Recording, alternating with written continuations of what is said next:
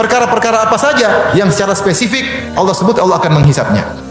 Di antaranya adalah Allah akan menghisap ya, tentang tauhid dan kesyirikan.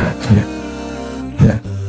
Allah mengatakan, "Aina syurakaukumul ladzina kuntum tas'umun?" Hari kiamat kelak Allah bertanya, mana sekutu-sekutu kalian yang kalian persangkakan, yang kalian ibadahi? Allah akan tanya tentang kesyirikan yang dilakukan. Ini pertanyaan yang paling berat bagi para musyrikin. Allah tanya kepada mereka, mana sembahan-sembahan kalian? Apakah bisa membela kalian? Mana? Allah tanyakan. Kemudian Allah hadirkan sembahan-sembahan mereka, ternyata berlepas diri. Malaikat berlepas diri, Nabi Isa berlepas diri. Ini akan ditanya oleh Allah tentang kesyirikan. Antara syirik dan tauhid Allah akan tanya. Allah akan hisab. Di antara yang disebutkan dalam Al-Quran yang Allah akan hisab adalah janji. Kata Allah, wa aufu bil ahdi innal ahda kana mas'ula. Tunaikanlah janji. Sungguhnya janji akan ditanya oleh Allah Subhanahu wa taala. Berarti akan dihisab oleh Allah Subhanahu wa taala. Demikian juga itu janji di antara manusia. Apalagi janji kepada Allah Subhanahu wa taala. Wa laqad kanu ahadullah min qabl la yuwallunnal adbar wa kana ahdullahi mas'ula. Dalam surat Al-Ahzab. Kalau tadi dalam surat Al-Isra. Kata Allah Subhanahu wa taala, sungguh mereka sebelumnya telah berjanji kepada Allah tidak akan mundur. Ternyata mereka kabur. Sungguhnya janji mereka kepada Allah akan ditanya oleh Allah Subhanahu wa taala. Siapa yang bernazar, hati-hati. Berjanji kepada Allah, ini uahidullah, aku berjanji kepada Allah, aku berjanji. Kalau kita berjanji kepada presiden aja kita enggak berani langgar, apalagi berjanji kepada Allah Subhanahu. Akan ditanya oleh Allah Subhanahu wa taala. Ditanya, di antara yang akan ditanya adalah pendengaran, penglihatan dan hati. Kata Allah Subhanahu wa taala dalam surat Al-Isra, "Wala taqfu ma laysa laka bi'ilm." Jangan kau ikuti sesuatu yang kau tidak punya ilmu tentangnya. Innas sam'a, sungguhnya pendengaran, wal basara, penglihatan, wal fuad dan hati, kullu ulaika kana anhu mas'ula. Semuanya akan ditanya oleh Allah Subhanahu wa taala. Apa yang sudah kita lihat? Lihat apa aja selama ini. Kalau orang buta, dia selamat dari pertanyaan tersebut. Kalau orang tuli, dia selamat dari pertanyaan tersebut. Tapi kita yang bisa melihat, bisa mendengar, kita tidak akan selamat. Kita akan ditanya oleh Allah Subhanahu wa taala. Hati pun akan ditanya tentang hasad, tentang dengki, tentang ikhlas, tentang tawakal, tentang sombong, tentang tawadhu. Hati akan ditanya. Sudah banyak yang kita nonton. Seandainya kalau kita buka YouTube terus nonton film Korea, bakalan ditanya nggak? Ibu-ibu? Tanya lah. Akan ditanya, kenapa 1 jam nonton film Korea? Pasti ditanya. Jangan disangka lewat begitu saja, akan ditanya. Maka hati-hati, tidak semua boleh kita lihat. Dan kita harus siap jawaban. Tapi saya suka berita olahraga. Tapi saya nonton berita olahraga. Tapi apakah saya siap ditanya kalau ternyata setiap hari saya nonton berita olahraga 5 jam dan sebulan penuh 5 jam tiap hari? Al-Quran tidak saya baca, saya nonton berita ini, berita nonton bola ini, bola ini. Ini kan mubah Ustaz, ya mubah. Nonton bola, mata nonton bola terus. Saya 1 hari 5 jam, 1 hari 3 jam, selama 30 hari. Siapkah kau ditanya? Kalau siap nonton aja terus. Tapi akan ditanya. Hukumnya perkara mubah, tapi kalau keseringan, akhirnya melalaikan yang lain. Kecuali kamu pemain bola, ini kerjaan saya, ya Allah, ya sudah. Kamu apa kerjaannya? Penonton. Siap, silakan. Ya, saya suka main tenis meja, saya suka lihat orang main tenis meja. Tapi kalau berlebihan nggak bisa. Kita akan ditanya, apa yang kau lihat? Apakah pantas habiskan umurmu untuk nonton ini? Sampai berjam-jam, berulang-ulang tiap hari? Sesekali mungkin. Karena semua yang dilihat, yang didengar akan ditanya oleh Allah Subhanahu wa taala. Kemudian yang diantara ditanya oleh Allah Subhanahu wa taala secara umum seluruh kenikmatan. Kata Allah, "Tsumma latus'alunna yauma idzin 'anin na'im." Kemudian kalian akan benar-benar ditanya tentang seluruh nikmat yang kalian rasakan. Sampai Nabi ditanya, apakah korma dan air akan ditanya oleh Allah. Ditanya apa? Di mana kau gunakan untuk mensyukuri nikmat tersebut? Nikmat yang Allah berikan kepadamu, apa yang kau gunakan untuk bersyukur kepada Allah Subhanahu wa taala? Oleh karena dalam hadis disebutkan Allah menghadirkan orang yang mujahid, yang ahli perang. Kata Allah, kata Nabi, fa'arrafahu ni'amahu fa'arrafaha. Allah ingatkan dia tentang nikmat-nikmat yang Allah pernah berikan pada dia. Itu jago berkelahi, jago kelahi, jago mainkan pedang, berani, panglima, pandai mengatur pergerakan, peperangan macam-macam. Pertanyaan berikutnya, dia kenal semua nikmat tersebut. Pertanyaan berikutnya, wa ma amilta fiha? Apa yang kau lakukan dengan nikmat-nikmat tersebut? Mana bentuk syukurmu kepada nikmat tersebut? Maka dia bilang, saya berjihad karena engkau sampai mati syahid. Kata Allah, kadzabta, kau dusta, tetapi karena kau riya, masukkan di neraka. Yang kedua, orang yang alim, fa'arrafahu ni'amahu fa'arrafa. Allah ingatkan nikmat yang Allah berikan kepada orang alim tersebut. Mungkin cerdas, kuat hafalan, pandai berorasi. Semua perangkat untuk menjadi dai yang tersohor semua dia punya. Cerdas, pintar, kuat hafalan, pandai berorasi. Penyampaiannya lugas. Allah tanya, apa yang kau lakukan? Kata dia, saya ngajar karena Allah. Kata Allah, kau dusta, tapi kau ngajar supaya dikatakan orang alim. Maksud saya yang menjadi perhatian di sini bukan masalah riaknya. Yang menjadi pertanyaan adalah nikmat tersebut akan ditanya bagaimana penggunaannya. Itu yang ditanya. Akan ditanya oleh Allah Subhanahu wa taala. Maka seorang ketika memiliki kenikmatan, apalagi memiliki kelebihan, maka hendaknya dia cek ya. Apakah dia sudah syukuri nikmat tersebut? Kalau belum, maka repot. Maka ini harus kita ingat.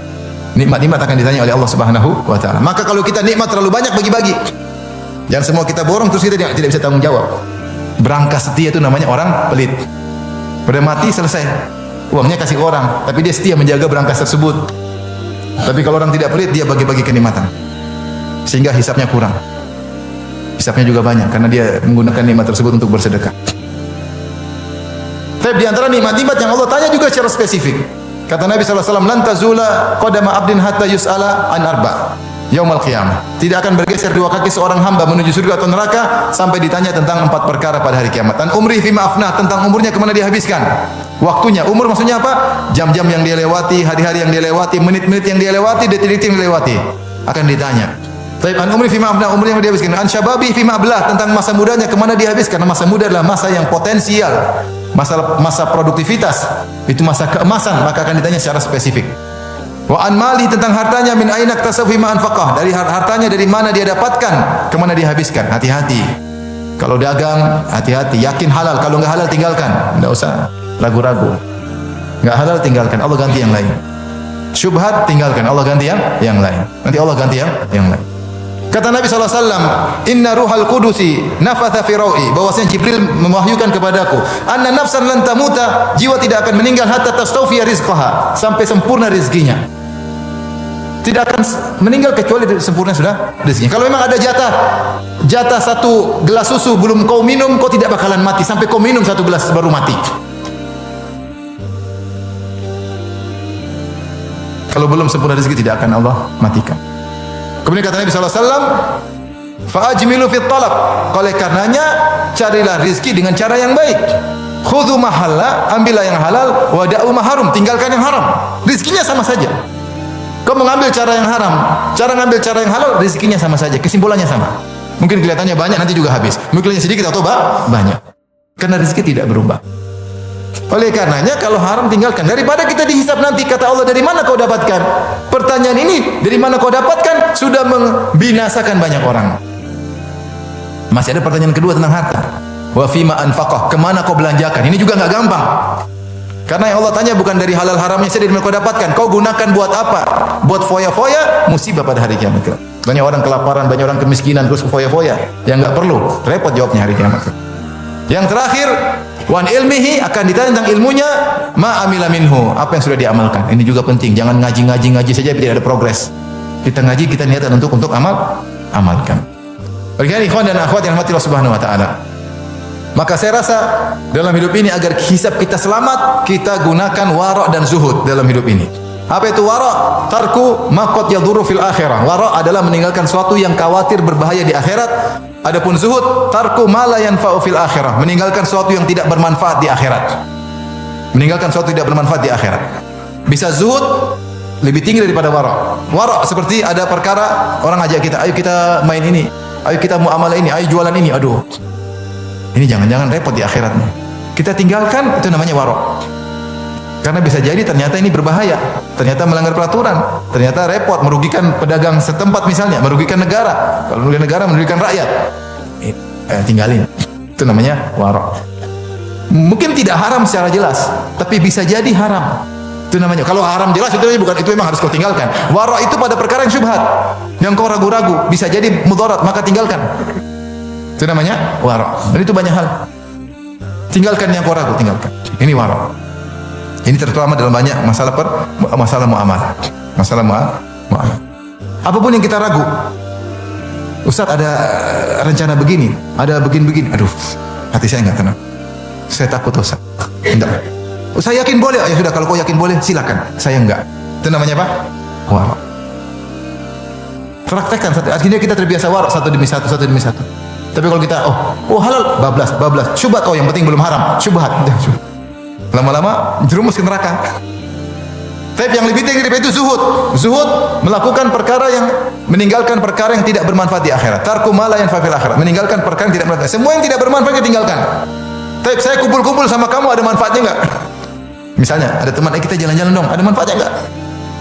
Kalau ada, kita lakukan. Manfaat bukan dunia, manfaat di mana? Di akhirat. Maka selalu kita renungkan, kenapa saya begini? Ada tujuan akhirat, ada lakukan. Kalau enggak. Maka ada cerita menarik Imam Bukhari, saya bacakan kisah menarik Imam Bukhari sampai dia memikirkan segala sesuatu, dia hisap dirinya. Ya, dia hisap dirinya. Dari Muhammad bin Abi Hatim Warraq al-Bukhari, itu sekretarisnya, penulis Bukhari, tukang catatnya Imam Bukhari. Ra'aitul Bukhariya istalqa wa nahnu fi tasnifi kitab tafsir. Aku melihat Imam Bukhari berbaring istirahat sebentar. Sementara kami sedang menulis kitab tafsir dalam Sahih Bukhari. Wa kana at'aba nafsahu fi dzalikal yaum fi takhrij, dan Imam Bukhari capek benar lagi takhrij, kemudian bahas sampai rawi-rawi semua dia capek, ini istirahat sebentar. Faqultu lahu, maka aku bertanya kepada guruku tersebut. Ini sami'tu katakul, aku pernah dengar engkau berbicara wahai guruku, ma ataitu syai'an bi ghairi ilmin. Bahwasanya engkau melakukan sesuatu tidaklah aku melakukan sesuatu tanpa ilmu. Imam Bukhari mengilzamkan dirinya, tidak dia melakukan sesuatu kecuali ada dalilnya, kecuali ada ilmunya. Kau pernah mengatakan demikian? Terus famal faidah fil istilqa. Terus kau berbaring itu apa ilmunya di situ? Apa ilmunya? Apa kata Imam Bukhari? At'abtu nafsil yaum wa hadha thagrun khashitu an yahdutha hadathun min amril adu fa ahbabtu an astariha wa akhudha uhbatan fa in faja'ana al adu kana bina harakun. Kata dia, saya tadi seharian penuh capek, kau lihat saya capek takhrij hadis, ilmu. Dan ini adalah salah satu sagar. Sagar itu perbatasan yang harus saya jaga. Ilmu hadis, ilmu tentang saya harus berjuang di sini. Ya. Dan sekarang saya khawatir kalau terjadi sesuatu kejadian musuh menyerang, maka saya ingin istirahat sebentar supaya persiapan kalau ada tiba-tiba musuh menyerang saya punya energi untuk melawan. Maksudnya Imam Bukhari ingin menjelaskan setiap apa yang dia lakukan dia niatnya karena apa? Allah. Saya pun berbaring ini bukan mau sekedar tidur, supaya semangat lagi untuk menulis hadis lagi. Karena menulis hadis adalah perjuangan. Ini di daerah perbatasan, kalau kita tidak perhatian sama hadis musuh akan menyerang. Maka saya ingin istirahat sebentar supaya bisa punya persiapan. Itu menghisap dirinya. Maka sebelum kita melakukan kegiatan, hisap diri kita. Insya Allah kalau kita praktekkan zuhud dalam kehidupan kita, hisap kita ringan. Hisap kita ringan. Misalnya, antum beli mobil, antum praktekkan zuhud. Saya beli mobil, perlu nggak? Oh perlu. Buat apa? Oh buat nanti ngantar ibu jalan-jalan, nyenangkan orang tua, biar bisa istri saya tidak berkhulwat dengan laki-laki, bisa jalan sendiri. Niatnya baik semua. Oke, lakukan. Ini jadi landasan kita dalam kehidupan kita sehari-hari. Warok dan apa? Zuhud. Insya Allah kita selamat. Jangan ikuti hawa nafsu.